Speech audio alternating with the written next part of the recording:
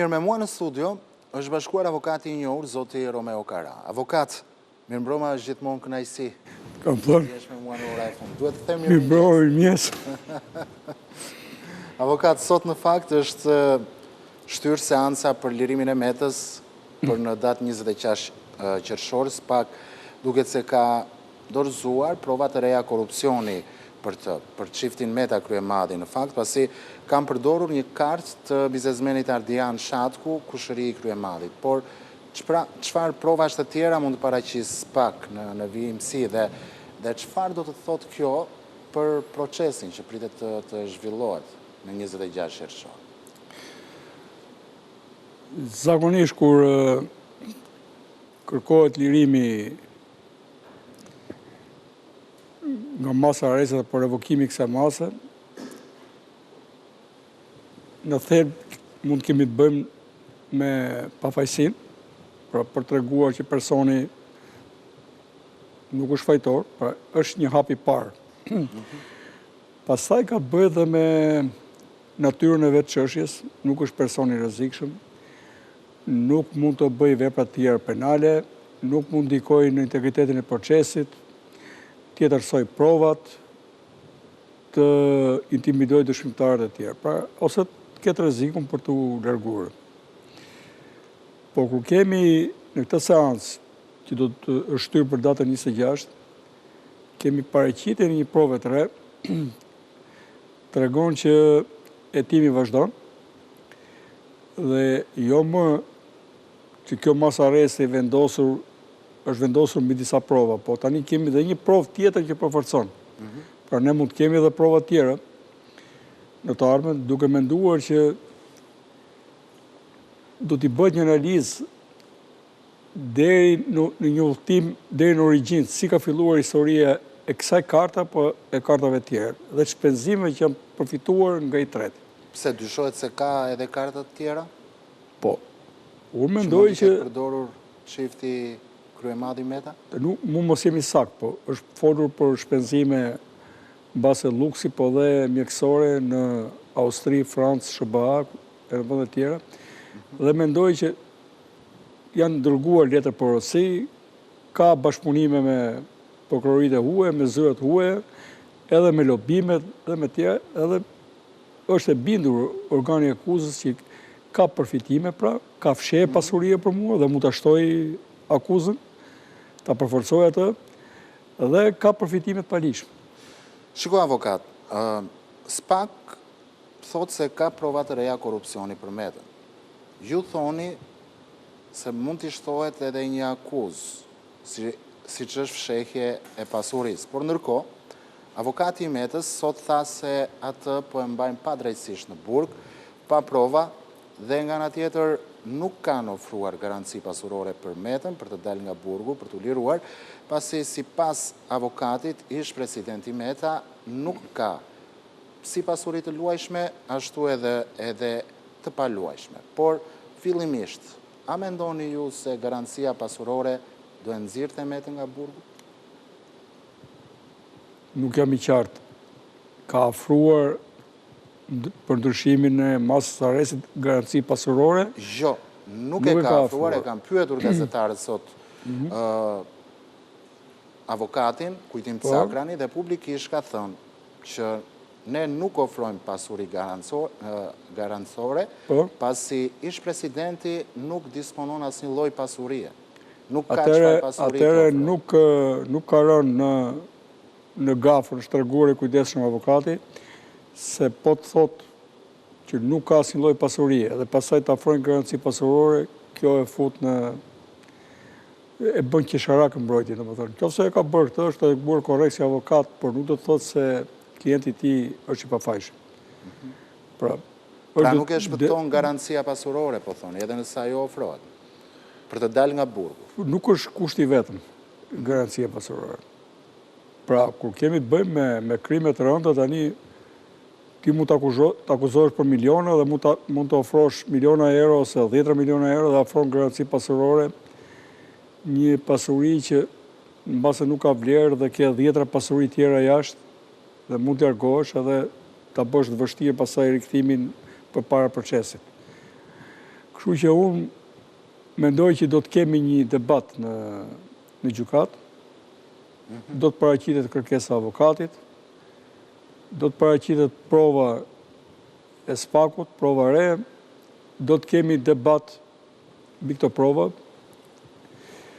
Besoj se nëse kjo provë do të shihet në substancë sa qëndron, plus e provat e përparshme, mund të ndodhi dhe të bëhet masa revokimit, por nëse nuk bëhet, atëherë do ketë të drejtë 5 ditë të apelojë në gjykatën e apelit posaçëm dhe pastaj të kalojmë në procedurën e plot paraprake, ku do të kemi ballfaqimin të provave 1 për 1, mbase edhe të një pjesë të dikshmërisë që ndrojnë apo s'qëndrojnë, edhe dëshmitarëve pastaj. Shikon, nga ana tjetër, avokati Metës, teksa tha që ish presidenti nuk disponon pasuri, u shpreh i gatshëm që vetë ai të linte pasurinë e tij si garanci për Metën që të dilte nga burgu, të paktën këtë shprehu publikisht, ndoshta e tha edhe me ironi, por mëtej avokati u shpreh që le t'i kërkojnë pasuritë e Metës në hënë me Elon Musk. Nuk e di si e kuptoni ju një deklaratë. Avokati ka bërë deklarim, ka hyrë tani edhe në hiperbol në të rast, ka bërë retorik, po jashtë kuadrit ligjor. Ka dashur përcjellë, domethënë, që Meta nuk ka pasuri. Tani ne jemi përpara një procesi ku një pjesë e dosjes është bërë publike. Ka shpenzime. Por që të thuash që pjesën e deklarimit, sidomos pjesën e lobimit, e ka fajin partia. Pjesën e shpenzime brenda shtëpisë dhe pasuritë që kanë mbirë në shtëpi për gjatë kohës që ka pas në një regjim martesor, e ka fajin vetëm gruaja. Kjo flet që vetë Meta si person apo dhe mbrojtja e tij kanë zgjedhur rrugën e mohimit. Por ne kemi një investigim të thelluar që një person i cili ka lidhje me këta, lidhje gjaku, mbas edhe shoqërore, është i besuar i tyre, paguar shpenzimet e tyre, edhe jo të vogla. Dhe është në praktik që fshehja e pasurisë bëhet nëpërmjet personave të besuar, të tretëve. Dhe nëse kjo provohet dhe ti nuk justifikon shpenzimet e tua, nuk e se si je bindës përpara gjykatës. Mund të krijohet një retorik për publikun. Pra po thua që ka dyshime, se pavarësisht se avokati i Metës, Kujtim Cakrani, thotë që Meta nuk ka pasuri, Meta pasurin e ka fshehur në të tretë. Shiko, në emrat të tjerë. Organi akuzës është i bindur për të punë. Desa e ka çuar çështjen për gjykim dhe ka komunikuar akuzën, ai është i bindur. Edhe unë jam plotësisht si person, unë po diskutoj tani hap pas hapi, pro dhe kundër, domethënë, për të qenë me publikun i sinqert, domethënë. Dhe publiku i ta vendosi vetë. Por për publikun po t'i bjem shkurt që ai mund ta ketë pasur ose gjëmojmë deri në hënë, nuk ka nevojë. Se hënën, këtë lloj hënën ne kemi pas para syve tanto minimum i to 26 vite. E ke fjalën për Meta. Po për Metën. Se nëse nuk ka dhe Meta pasuri atëherë, ta mbyllim, edhe mos kemi më procese gjyqësore, edhe të bëjmë gallat me veten tonë pastaj. E ti kërkojmë dhe falje Metës. Parat janë atje, janë konsumuar. Shqiptarët janë keq qeverisur jo pa dashjen, ndërkohë që populli është varfëruar, pushtetarët janë pasuruar, dhe krye pushtetarët pasaj kanë vajtur në hënë pasaj me pasurinë e tyre, realisht kanë vajtur në hënë. Nuk jam më në këtë dynja. Pasurinë ta gjejnë. Edhe justifikim pasurie edhe me letra nuk i kanë në rregull, jo më ato që janë pa letra. Le të thellohet hetimi tek gjithë njerëzit e tij, me shofera, me roje, me kushuri, me nipa, me mbesa, me halla, me teze, me daja, dhe do dali që kemi të bëjmë me i fisë sheikësh pasaj. Pasuria ish vjerës e ti. Nuk, të dy nuk jemi nga i Timori, edhe ti dhe unë. Nuk kemi një kushuri që në kalën kartën edhe edhe na jep sa pasaj, më falni që s'po funksionon karta ime, po e vonoj juve si kushuri, edhe pse po bëj bamirësit, mbypin djersët mua tani në Amerikë, po t'jem unë Adriani, se nuk ka funksionuar karta, do t'a bëjmë aktive tani, etj. Edhe me ato mesazhe duku si kur ka kërkuar e sap, por s'po na vinë të para tona këtë dyqani që po i shpenzojmë tu. Pra po thuaj që lekët, ose më saktë po e dyshimi që lekët në kartën e biznesmenit Adrian Shatku janë të Metës dhe të zonjës Kremali. Këto janë dyshime. Unë kartën time, edhe gruaja që ka një kartë pagë, edhe unë që kam një kartë pagë, si japim asnjëri tjetrit. Po na i jepan kushurin tani. Ai më tepër që kushuri pas ka pasur disa komunikime edhe disa takime për biznese, për t'ia hequr bashkimit e t'ia japim këtij, etj. Dhe këto pas kanë ndodhur në të vërtetë, siç po duket, dhe kanë përfshirë edhe ca ministra të tjerë, Maxhinasa me shokë, edhe të tjerë aty, edhe se çfarë kemi dëgjuar ne, për t'i thënë, shqiptarët duhet rëshojnë sy tani, megjithëse është natë, po shkon ora 12:30 natës. Megjithatë, Meta tha që unë s'baj përgjegjësi as për fëmijët e mi, jo më për kushërinë. Po, këtë ka thënë dhe Zhveku, ç'më duhet mua ç'a bëj unë. Kur ka shkruar Jaroslava Sheku, tani do të vazhdoj kapitullin tjetër të Zhvekut ai. Ç'më duhet mua se ç'a kam bërë unë, thot Meta. Se për gruan e tha tani, mba përgjithësi që ka bërë gruaja, pra më dinjitoze gruaja se sa ky. Tani se do ti mohosh tëra, nuk ka rëndësi. Nuk të pyet tjetrin gjykata e pranon, ajo është pjesa parë, e pranon apo jo dhe vazhdoj me këto akte. Unë mendoj që po thellohen do gjenë çuditëra më tepër. Kjo është një aspekt i qeverisjes tij. Çuditëra që mund të jenë të llojit çfarë? Po mirë të llojit përshtatshëm për absurdin e kohës ku jetojmë. Ai beson akoma që ne e njohim për burr të mirë. Nuk e di tani. Mund të ketë bashkëpunëtorët e tij, po t'i marrin të gjithë bashkëpunëtorët e tij, t'i marrin të gjithë deputetët e tij, të gjithë ministrat e tij, e t'i analizojmë. Për mua, përgjithsisht politika ka funksionuar si një krim i madh organizuar.